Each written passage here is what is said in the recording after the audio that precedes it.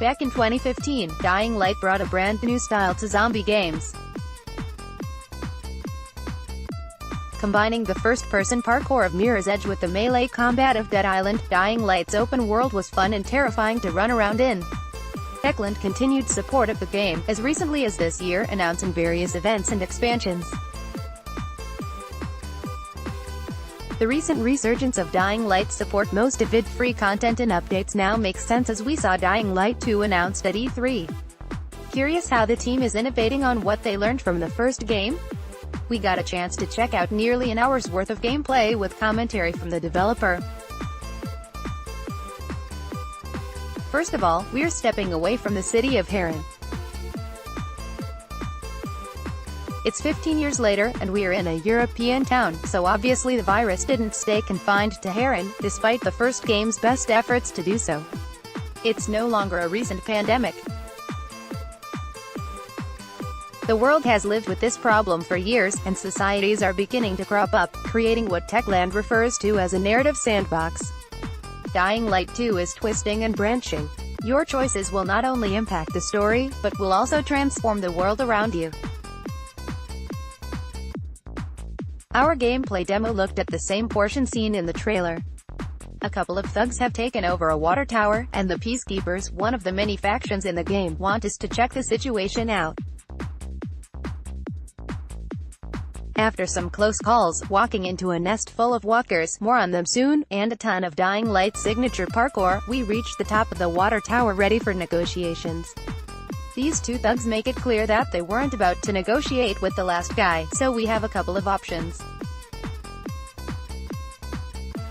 First, we can choose to kill the smugglers, returning control of the water tower to the Peacekeepers.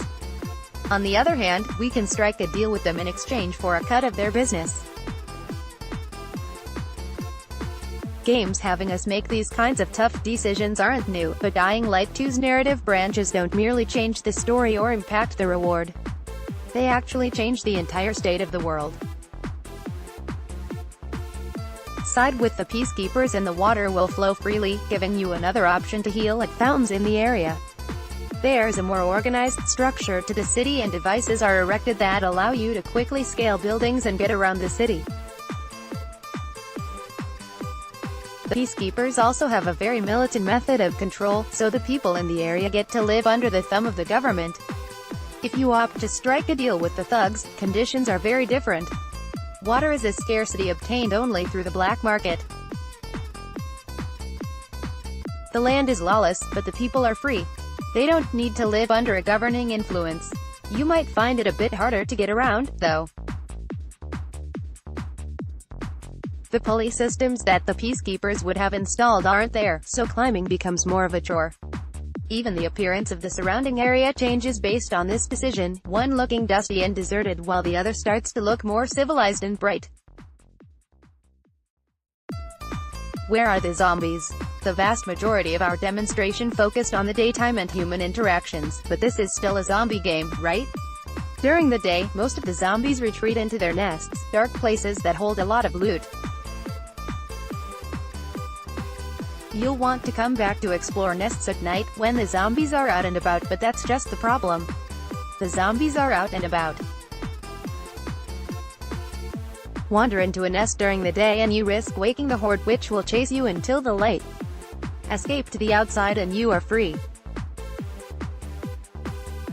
One or two shambling husks might follow you out, but the difference between daytime zombies and the ones in the dark is drastic, much more so than the first game. Players will find that the day-night cycle is actually woven into some of the major narrative decisions as well, so waiting for darkness could offer alternate solutions for problems you need to solve. It's not clear how many decisions have the city-changing effect that the demo mission had, but the entire game is huge. Techland said this new city is 4 times the size of all of the maps from Dying Light combined, and with their focus on the narrative sandbox, there are sure to be plenty of decisions that will impact big parts of the game. Getting around this sandbox of a city is now twice as fun with twice as many parkour moves. Some areas feature parkour puzzles that you need to figure out how to climb, all while keeping an eye on your stamina meter. There are some physics-based elements in the parkour, like swinging from ropes, and all of those little things come together to play the most fun and fluid Dying Light experience Techland has ever made. There aren't many games where my choices feel like they have genuine consequences. Not since Fallout 3 forced us to choose whether or not to blow up Megaton have we had to make the kinds of decisions that will physically change the game that we are playing. Dying Light 2 wants you to think about each and every choice you have to make. It wants you to see the direct impact that your decisions have on the game world. While many of the choices you will make in Dying Light 2 will present a moral dilemma, making the decision to keep an eye on Dying Light 2 doesn't have any downsides. Don't miss all of our E3 2018 coverage.